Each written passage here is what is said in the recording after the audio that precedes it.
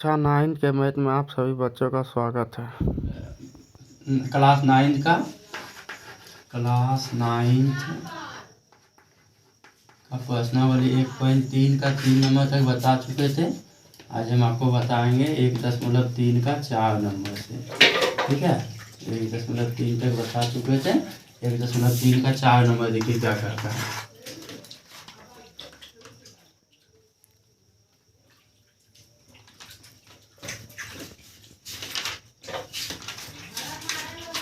ये 4 नंबर क्या करता है। 4 नंबर में कुछ संख्या दिया है 0.9999910 को P/Q के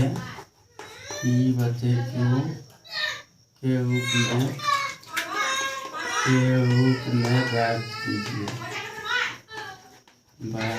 कीजिए। क्या आप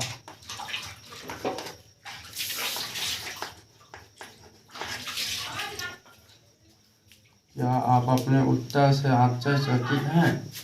क्या आप अपने उत्तर से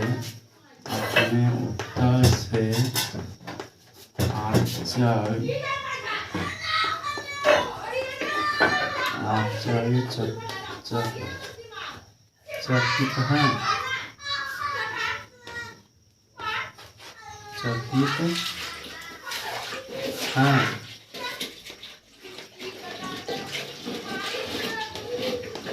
अपने अध्यापक और कक्षा के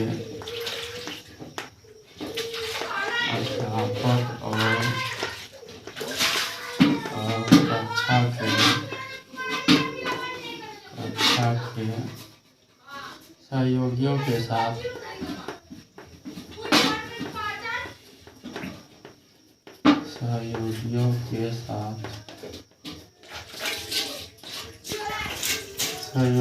साथ उत्तर की साक्षात्कार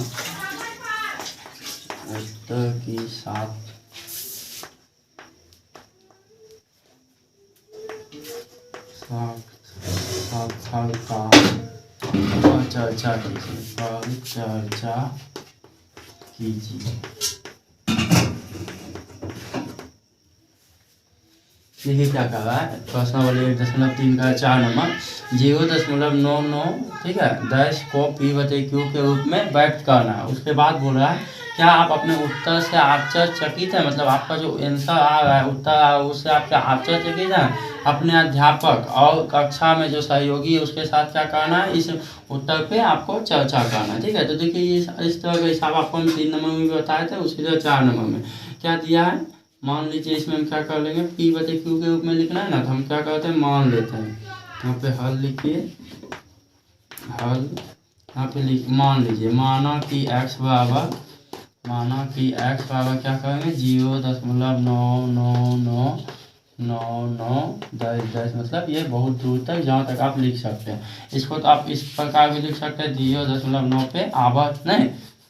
अब देखिए अब हम क्या करेंगे, ये हो गया मेरा समीकरण नंबर 1। उसके बाद क्या करेंगे, दोनों तरफ 10 से गुना कर देंगे।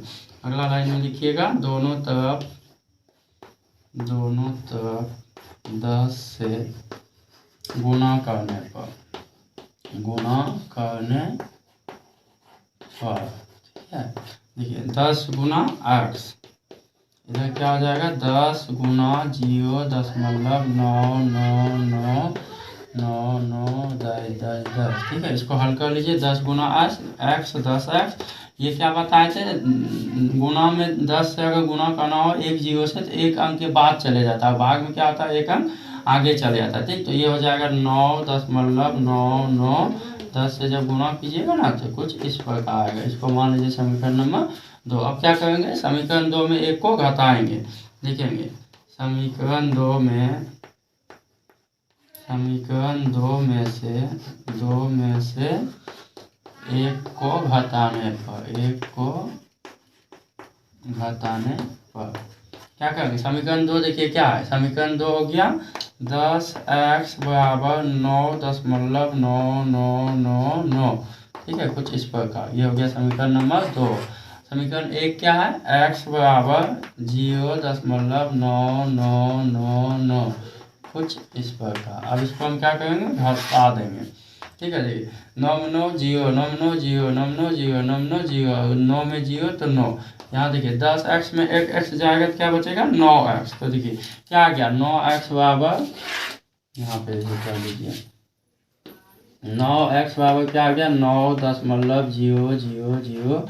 ठीक है, तो हम आपको कल बताए थे कि x दशमलव के बाद 0 का कोई मायने नहीं आता है, तो इसको हम 9x बराबर 9 भी लिख सकते हैं। ये 9 गुना x है, तो बराबर के उस पास जाएगा तो किस में जाएगा, भाग में। गुना क्या किस में बदल जाएगा, भाग में। 9/9, 9 में 9 हम क्या कर सकते हैं, एक एक बार में कटा सकते हैं, तो 1/1 को हम 1 लिख सकते हैं। तो यही मेरा क्या हो गया, आंसर। ठीक है, इसका आंसर हो गया 1। अब देखिए कितना बड़ा हिसाब था, इसका आंसर कितना है, 1। तो इस पे हम क्या हो गए, आश्चर्यचकित हो गए। हम अपने अध्यापक और सहयोगी के साथ क्या करेंगे, कक्षा में चर्चा करेंगे। अब अगला देखिए 5 नंबर हो गया। 5 नंबर देखिए, 5 नंबर क्या कहता है, 1/17 के दशमलव प्रसार में,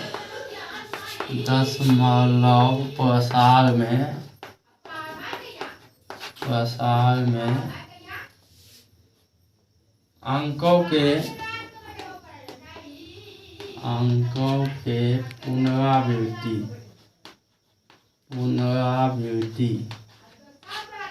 पुनरावृत्ति खंड में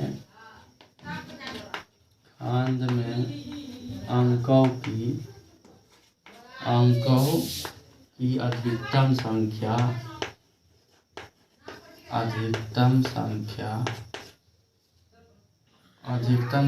क्या हो सकती है, अधिकतम संख्या क्या हो सकती है।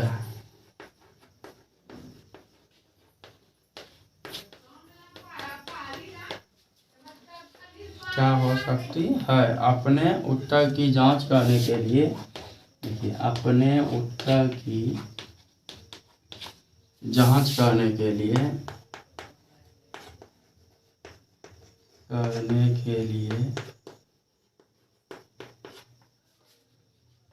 विभाजन क्रिया कीजिए।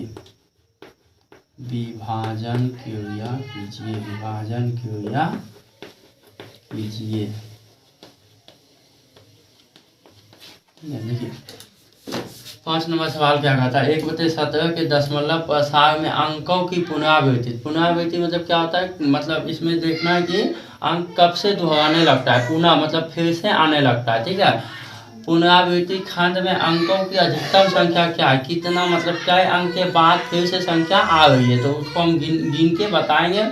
उसके बाद क्या होता है कि अपने उत्तर के लिए क्या करना है, अपने उत्तर की जांच के लिए विभाजन क्रिया को अपनाना है। ठीक है, या विभाजन क्रिया को करना।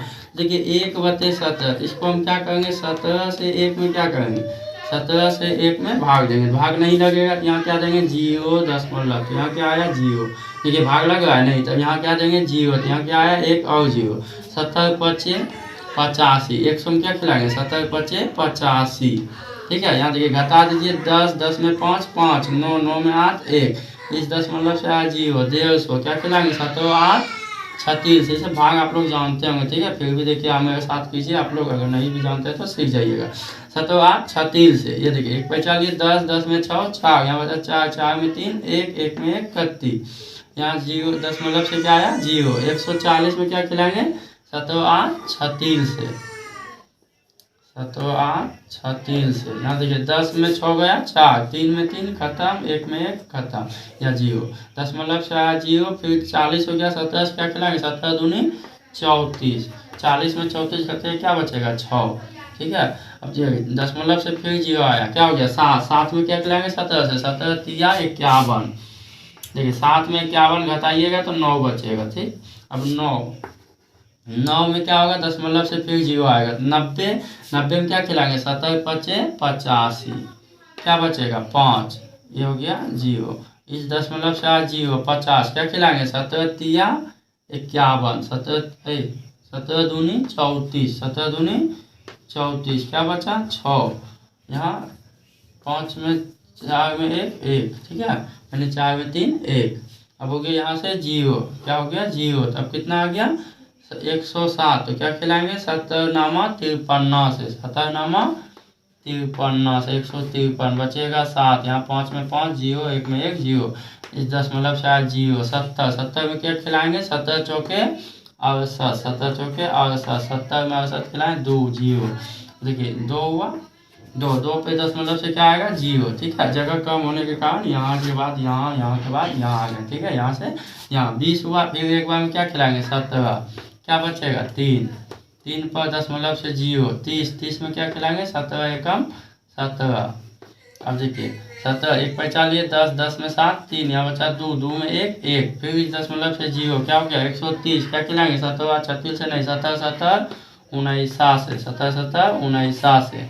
यहाँ देखिए 1 पैसा 10, 10 में 9, 1, 2 में 1, 1, ये 1 में 1 जीरो, फिर इस दशमलव से आज जीरो। 110 में क्या खिलाएंगे? 17 छक्के दी हो 10 है, 102। यहाँ देखिए 1 पैसा 10, 10 में 2 गया तो 8, इधर जीरो में जीरो, 1 में 1 जीरो। ठीक है, 8 पे आ गया जीरो। 80, 80 में क्या खिलाएंगे? 80 में क्या खिलाएंगे?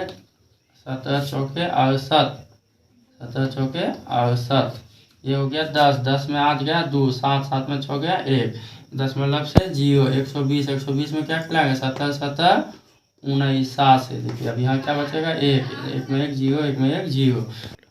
देखिए 1 पे 40, 10, 10 में 9, 1, 1 में 1 जीरो, 1 में 1 जीरो। देखिए अब यही संख्या क्या? 1। अब देखिए इस दशमलव से क्या लिए? जीरो। अब देखिए नहीं खाएगा तो फिर क्या करेंगे? 1 जीरो देंगे और क्या लेंगे? जीरो।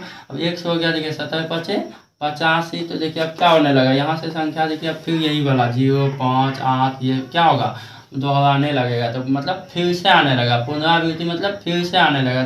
कई अंकों के बाद दोहराने लगा, तो देखिए गिने यहाँ से 1, 2, 3, 4, 5, 6, 7, 8, 9, 11, 12, 13, 14, 15, 16, 16 अंकों के बाद क्या होने लगा? संख्या दोहराने लगा या पुनरावृत्ति होने लगा। ठीक है, तो आंसर इसका क्या हो जाएगा? ये बोला दशमलव प्रसार में अंकों की पुनरावृत्ति खंड में अधिकतम संख्या कितनी है? तो लिखिएगा अधिकतम संख्या, अधिकतम संख्या बराबर, अधिकतम संख्या बराबर क्या हुआ? 16। ठीक है, 16 अंकों के बाद क्या होने लगा? संख्या दोहराने लगा। ठीक है, यानी पुनरावृत्ति होने लगा, फिर से आने लगा। तो इसका अधिकतम संख्या क्या हो गया? 16। कहा आपने उत्तर के लिए क्या भाग विभाजन क्रिया अपनाई है, तो विभाजन क्रिया हम अपनाएं और देखें कि कितना अंकों के बाद संख्या पुनरावृत्ति होने लगा, यानी फिर से आने लगा। तो 16 अंकों के बाद क्या होने लगा? संख्या फिर से आने लगा। तो इसका आंसर यही हो जाएगा। ठीक है, अगला 6 नंबर देखिए, अभी बताओ 6 नंबर सवाल देखिए क्या कहता है? P बटे Q, Q जीरो नहीं है। ठीक है, इसका मतलब होता है Q जीरो नहीं है। के रूप की परिमेय संख्या के अनेक उदाहरण लीजिए। परिमेय संख्या के अनेक उदाहरण लीजिए। उदाहरण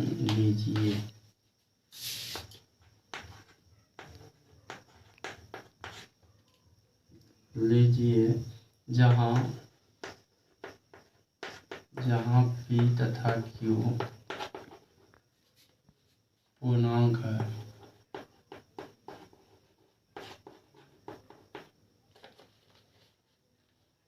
जिनका एक के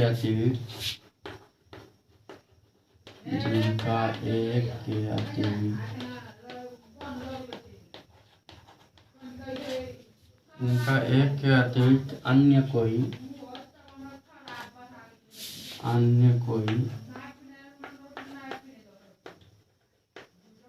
उभयनिष्ठ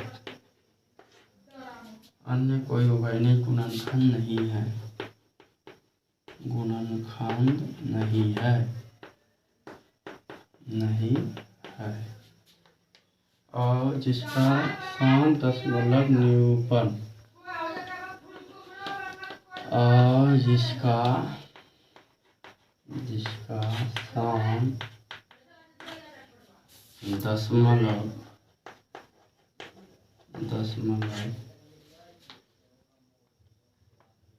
प्रसार है, निरूपण प्रसार है। क्या आप यह अनुमान लगा सकते हैं क्या आप यह अनुमान लगा सकते हैं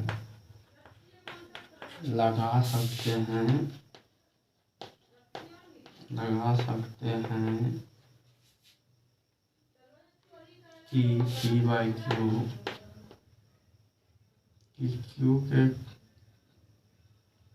को कौन सा गुण अवश्य संतुष्ट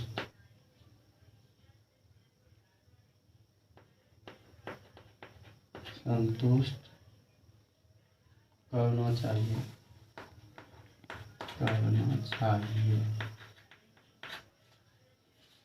देखिए क्या कहता है 6 नंबर, बहुत बड़ा हिसाब है पर हिसाब बड़ा नहीं है, बस लिखावट बड़ा। देखिए क्या कहता है P बटे Q के रूप की परिमेय संख्या के अनेक उदाहरण लेना है। ठीक है, आपको अपने आप से कोई अनेक उदाहरण लेना है जहाँ P तथा Q कोई पूर्णांक है जिनका एक के अतिरिक्त अन्य कोई अवैधानिक गुणनखंड नहीं होगा। देखिए कोई भी आप क्या कीजिएगा, अनेक उदाहरण लीजिएगा P बटे Q के रूप में, लेकिन उसका गुणनखंड जो होगा एक के अतिरिक्त कोई नहीं होगा और जिसका शांत दशमलव प्रसार हो। दशमलव प्रसार कैसा हो? शांत हो। क्या आप यह अनुमान लगा सकते हैं कि Q को कौन सा गुण अवश्य संतुष्ट करना चाहिए। ठीक है, तो देखिए हम क्या करते हैं, अपने मन से यहाँ क्या लेना, उदाहरण। ठीक है, तो हल लिखिए।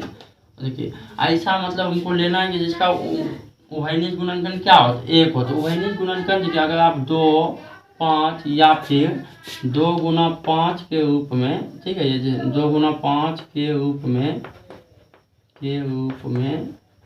ठीक है, कोई भी संख्या लीजिएगा ना, रूप में कोई भी संख्या का गुणनखंड 1 होता है। ठीक है, देखिए 2 और 5 या 2 गुना 5 के रूप में कोई भी संख्या आप लीजिएगा ना, तो उसका उभयनिष्ठ गुणनखंड सिर्फ और सिर्फ क्या होता है, 1 होता है। तो जैसे देखिए हम ले लिए 7 बटे 2। ठीक है, इसको देखिए अब क्या करना है, भाग देना है 2 से 7 में। तो क्या होगा, यहाँ तो 2 तिया 6 हो गया, 2 तिया 6, 1 बचा, यहाँ दशमलव दिए 0 हो गया, 2 पंचे 10, खत्म हो गया। देखिए ये शांत भी आया, इसको हम शांत बोल सकते हैं ना, कुछ दूर जाके कट गया। ठीक है, ये क्या हो गया, बताया था ना, जिसका शेषफल 0 आ जाए उसको हम क्या करते हैं, शांत दशमलव प्रसार। तो देखिए इसमें बोल रहा था ना कि दशमलव प्रसार कैसा हो, शांत हो। ठीक है, ये देखिए शांत हो, तो शांत भी होगा। और ये देखिए 2 के गुणनखंड में है, ये देखिए इसको Q को संतुष्ट करना है। तो Q देखिए Q का गुणनखंड क्या होगा, 2 गुना 1। तो 1 के अलावा और किसी से आप 2 को गुना कर सकते हैं नहीं। इसी तरह हमको और उदाहरण लेना है। ठीक है, जैसे हम मान लेते हैं 6 बटे 5, बताए ना, 2 या 5 के रूप में लेना है। तो देखिए 5 से क्या करेंगे, 6 में भाग देंगे। देखिए एक बार में 5 क्या बचा, 1, यहाँ दशमलव, यहाँ क्या होगा 10, 5 दूनी 10। देखिए ये भी शांत आया, शेषफल 0 आया, तो ये क्या हो गया, शांत आ गया। शांत आने के बाद क्या है, ये इसका भी गुणनखंड देखिए, उभयनिष्ठ गुणनखंड 5 गुना 1। और किसी से कर सकते हैं 2 गुना 5 कभी आएगा, 2 गुना 2 कीजिए आएगा, नहीं आएगा। तो इसी को हम क्या कर सकते हैं, इसका गुणनखंड क्या, उभयनिष्ठ गुणनखंड सिर्फ और सिर्फ 1 है। इसी तरह और आप ले सकते हैं। ठीक है, ऐसे देखिए ये हो गया, मान लीजिए पहला, दूसरा, उदाहरण नंबर 1, उदाहरण नंबर 2, ऐसे करके। ठीक है, और आप ले सकते हैं, जैसे एक मान लीजिए ले लिया हम 20।